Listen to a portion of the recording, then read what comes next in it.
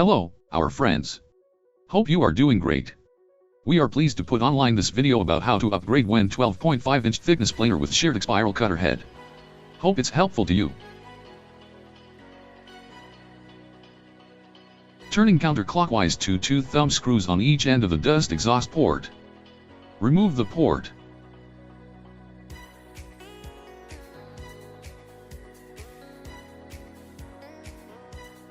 Remove the 4 screws and washers on the 2 caps at each side of the planer. Take care of the rubber cap, remove the screw with a screwdriver.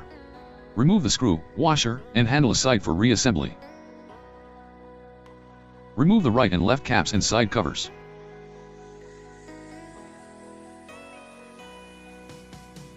Loose the locking screw with hex key, turn counterclockwise. Put it aside. Use an adjustable wrench, turn the lock nut clockwise. It is clockwise. Remove the nut from the elevating screw rod.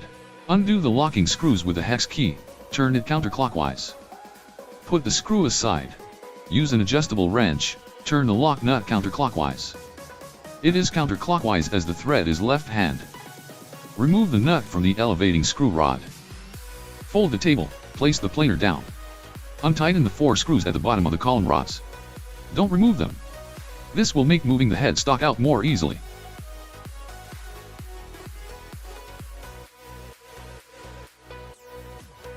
Lift the headstock up and out of the 4 columns.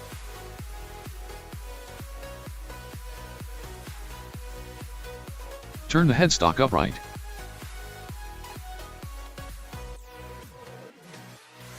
Remove the snap rings with snap ring plier. These inexpensive tools can be found in hardware stores or you can order online of our website.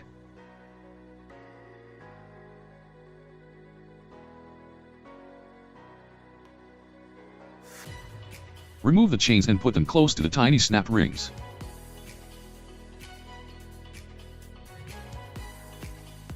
Remove the hex head screws with hex keys. It will be easier to locate the screws, nuts, or washers etc. to the bigger components they belong to when reassembly.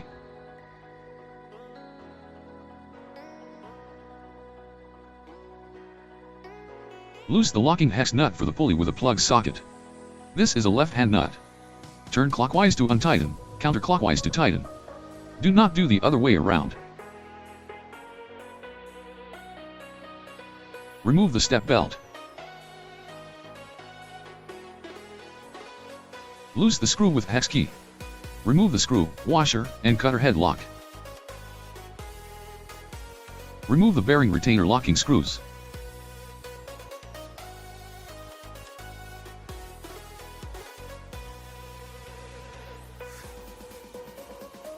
Turn the headstock upright.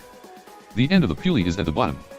Put a piece of solid wooden block on top of the pinion. Repeatedly strike the block with a rubber mallet or steel hammer.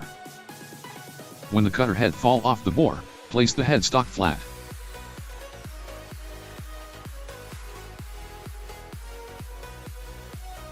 The cutter head can be easily moved out now.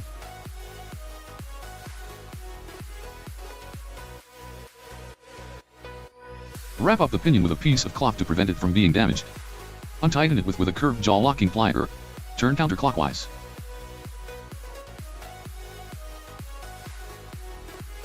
Put the cutterhead upright. Strike the bearing retainer gently at different spots with a rubber mallet. It will fall off the bearing. Unwrap the spiral cutter head. 40 carbide inserts are installed already. Included are 2 bearings plus 5 inserts and 5 screws as spare parts. Place the bearing flat. Let the spiral cutter head sit straight to the bearing bore. Press gently the other end of the shaft with a rubber mallet. Never use a steel hammer to prevent damaging the thread end. Turn the cutter head around. Let it stand on the bearing pressed already. Put another bearing to the drive end shaft straight. Place the pulley on top of the bearing. Put a piece of wooden block on top of the pulley. Strike the block gently with a rubber mallet. The bearings will go down to the shaft when the shaft extends out of the pulley. Place a long plug socket to the shaft. Strike the socket with rubber mallet too until the bearing is in place. Place the bearing retainer on top of the bearing. Keep it straight to the shaft. Hold it firm. Strike the side of the retainer at different spots with rubber mallet too until it goes down to the bearing. Place the spiral cutter head into the headstock.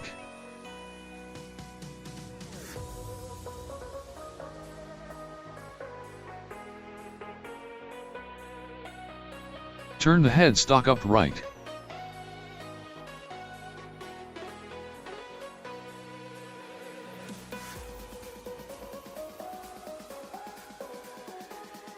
With the help of 3 long bolts removed in the previous step, retain the spiral cutter head to be aligned to the bores on the casting.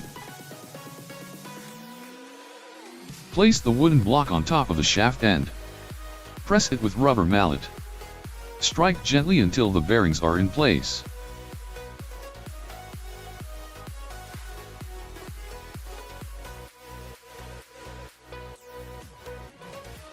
Remove the 3 long bolts.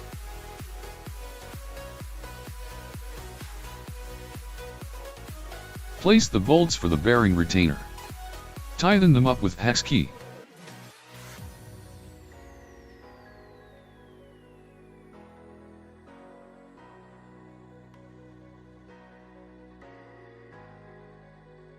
Insert the pinion. Turn clockwise to screw it into the cutter head.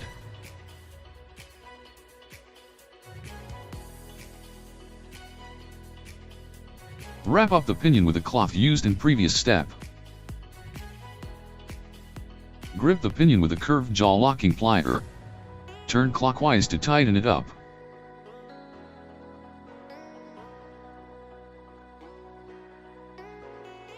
Turn it upright again. Now the pinion end is at the top. Place the wooden block on top. Strike it with a mallet until the shaft moves to the bearing retainer at other end.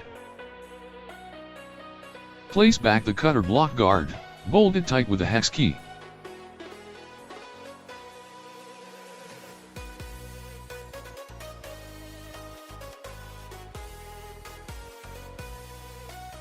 Insert the key. Put the pulley on. Put the left hand locking nut to the shaft. Turn counterclockwise. Lock it up with a plug socket.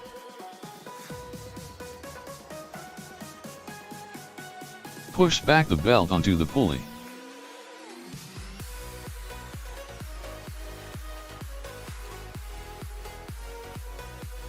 Cut the wrap. Turn the headstock upright again. Put back the gearbox.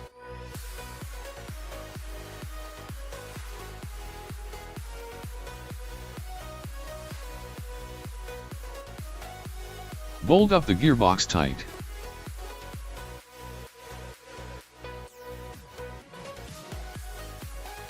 Place this group of gears and chain first.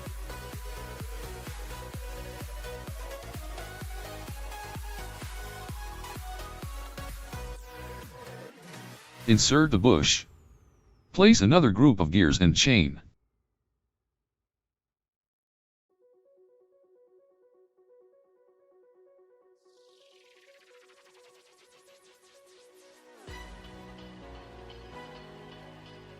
Put the 3 snap rings in place with a plier.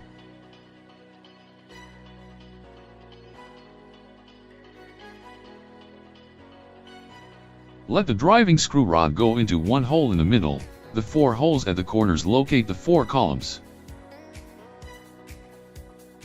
Put the left hand elevating nut to the driving screw rod. Turn clockwise.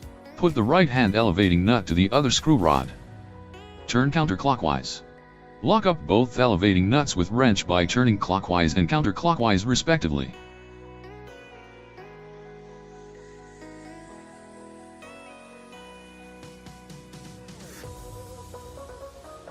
Insert the locking screws. Tighten them up.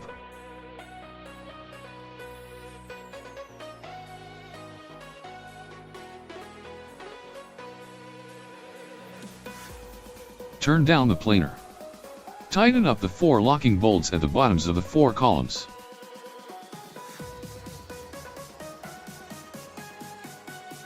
Turn it upright. Place the right side cover at the end of the hand wheel.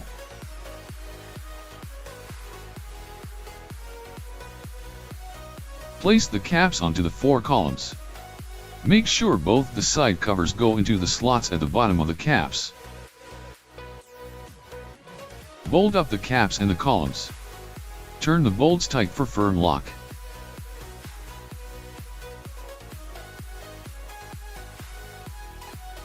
Place the handle to the elevating rod. Tighten it up with a bolt and washer.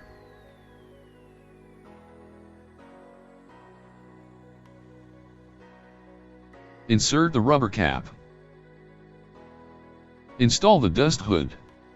Bolt it to the planer with 2 bolts. It's not a challenging job. If you feel our videos are helpful to you, please subscribe to our channel. Thank you for watching.